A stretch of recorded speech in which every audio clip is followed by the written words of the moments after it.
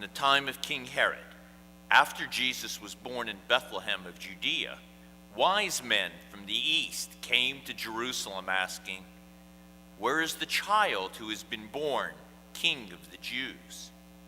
We have observed his star at its rising. We have come to pay him homage."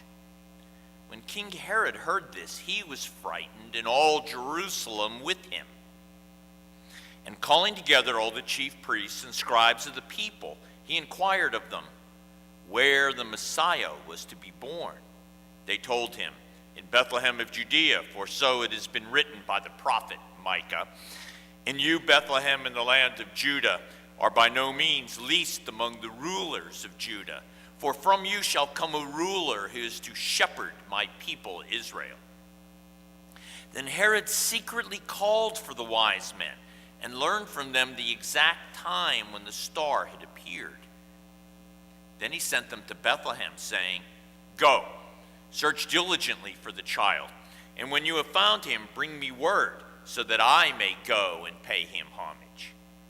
When they heard the king, they set out, and there ahead of them went the star that they had seen at its rising, until it stopped over the place where the child was.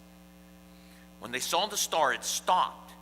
They were overwhelmed with joy. On entering the house, they saw the child with Mary his mother, and they knelt down and paid him homage.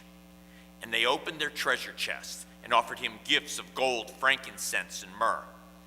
And having been warned in a dream not to return to Herod, they left for their own country by another road. The reading ends here. Excuse me.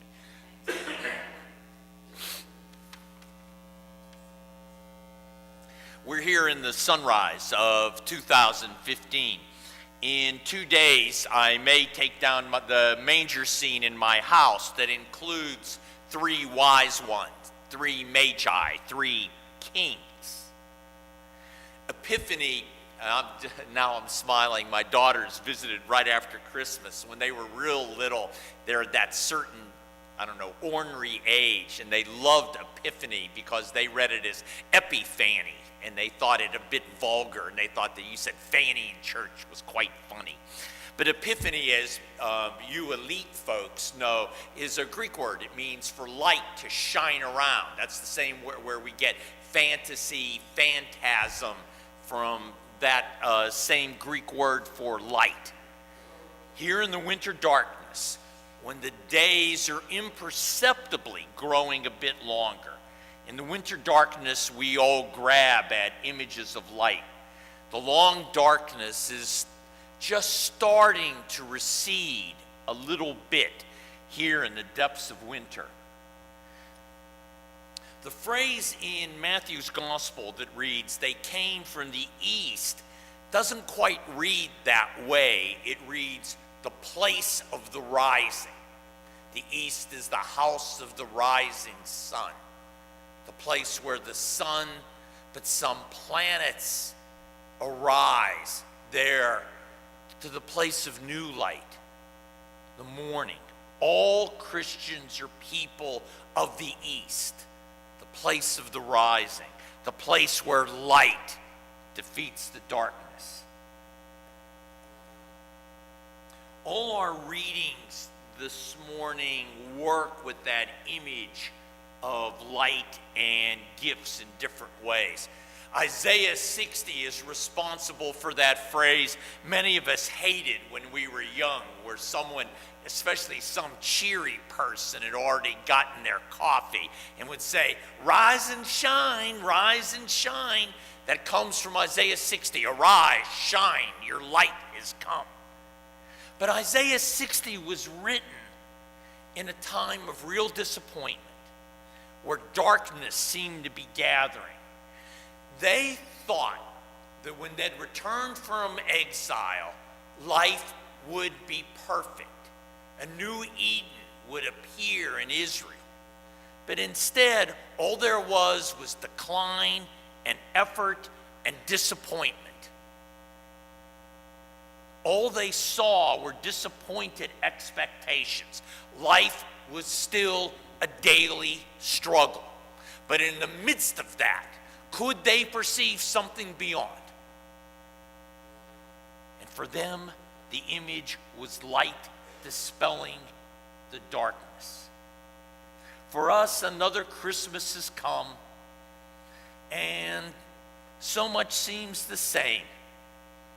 And we may be nestled in a bit of nostalgia or sighing, yearning that our family have returned to their own lives. The adrenaline rush of presents and preparation is over. New Year's Eve has come and gone, and now there's winter on the horizon. Isaiah will not allow darkness to be the motif of life, even when it's a struggle. Life instead is a place to seek the light, even when it seems dim. And it's able to do so because it continues to hold a promise that the future is a place where the light will shine more brightly. Excuse me. Many of us prepare lots of treats for Christmas and New Year's. And maybe for today, a good image is baking. That it takes disparate elements and makes something new and delightful out of that mixture of elements. Indeed, maybe we can look at the whole faith of Christianity as baking together diverse elements from diverse sources and claiming it as our faith, our belief, our way of looking at the world. Our creche scenes, and we have a beautiful one here, mixes up images from the readings today to create a new story built around the wise men. Where did the camels come from? Not Matthew, but from the reading in Isaiah of the wealth of nations pouring into Israel. The ethnicity of the wise men, if you notice, they're often portrayed one Oriental, one European, one African, has been molded together by finding the gifts and their location both in Psalm 72 and Isaiah 60. From faraway lands, the gifts come. They mention explicitly frankincense and gold. I bet the early church enjoyed the idea of merging the magi, the wise ones, with kings. King Herod put out a death warrant for the infant Jesus. But these kings, unwittingly, bow before a heavenly king, Jesus, in a simple home, or the way we portray it in the creche, in the simple home, not of a throne, but a manger. We get the magi, 3 of them, from the number of gifts.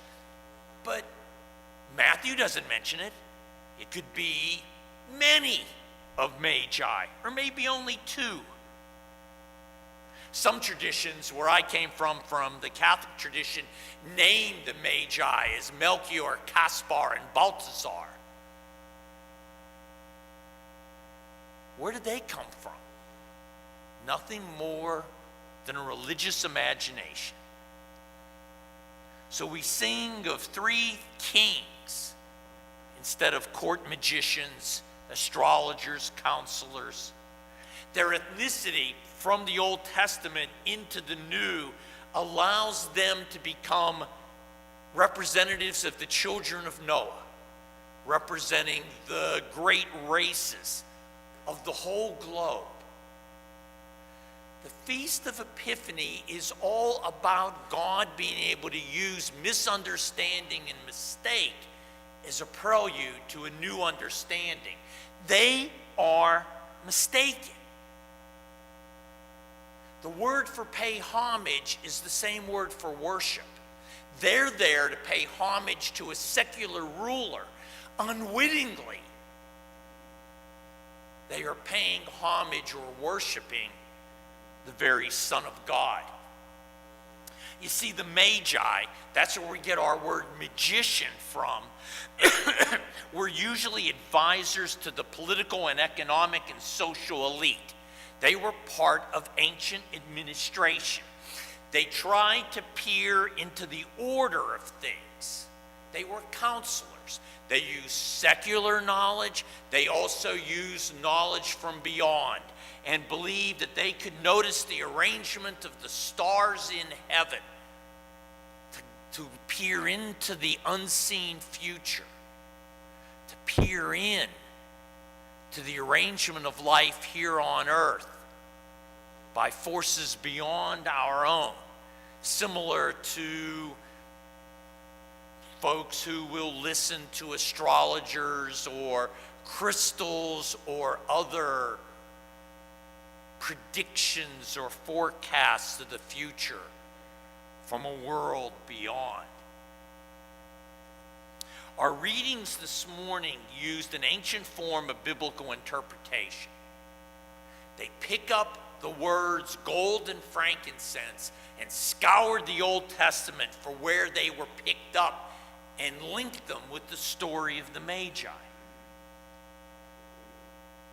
The only place, and this is one of the few original things I've ever said in church, the only place where you find gold, frankincense, and myrrh in close proximity is Exodus 30, about building an altar for the tabernacle, a physical locus of God. Myrrh was an anointing oil. Its very name as an anointing oil would be Christ in Greek, Messiah, anointed one. The whole idea of holiness was to separate the regular part of life from the special, the holy, the distinct. Without realizing it, the Magi's gifts fit an altar for the presence of God. They thought they were presenting gifts fit for a king. But to the religious imagination, unwittingly, they were presenting gifts for God's own. The readings try and will throughout this season now give us glimpses of the many-faceted wisdom of God shown in Jesus Christ. Epiphany starts our reading, to use a different image.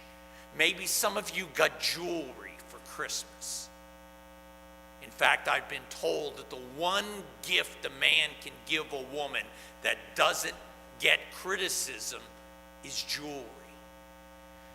Think of the faith as a many-faceted jewel that you hang to the light. Maybe think of it like alexandrite that changes color when turned to the light. But it picks up and reflects different facets. The Christian faith has many facets. It reflects the light in different ways. It sparkles in different ways. Christianity is a vital faith because it's not simple, but that God can use anything to reflect the light, the love, the meaning of our faith to us. Its very boldness could draw on other patterns of life and weave it into the story of Jesus of Nazareth. Now, I want to be very clear here. The story of the wise men shows that God can use anyone, even pagans, to show the reality of Jesus Christ. It goes further than that. It reminds us as Christians that smart or elite does not always mean wise, because the story of Matthew is that the wise men weren't wise, but were mistaken. They stumble into the truth. They don't fall into it. They only partially understand the reality of Jesus. But Christian understands more fully. On one level, their gifts were utterly incongruous, but on the other level, the religious levels, they were unwittingly perfect. The locus for the house of God was a little place in Bethlehem. Remember, because of their misunderstanding, their reading of the stars instead of Revelation, they placed the life of the infant Jesus in early danger because they only partially grasped his significance.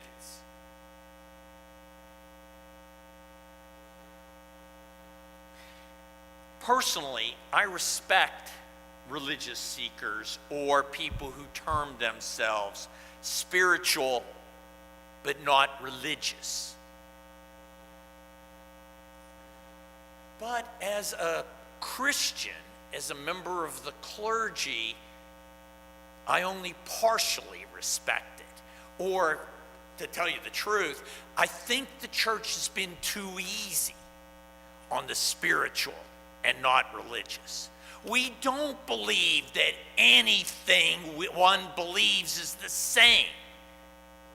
We don't believe that it's just a matter of nomenclature what we believe of God.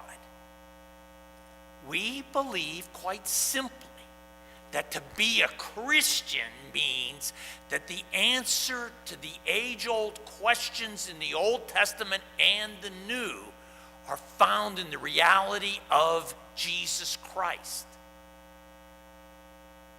Everything else might be a partial glimpse of that reality, but we make an incredible claim that we understand the hopes and fears of all the years. We understand what God has been aiming for all along in Jesus Christ.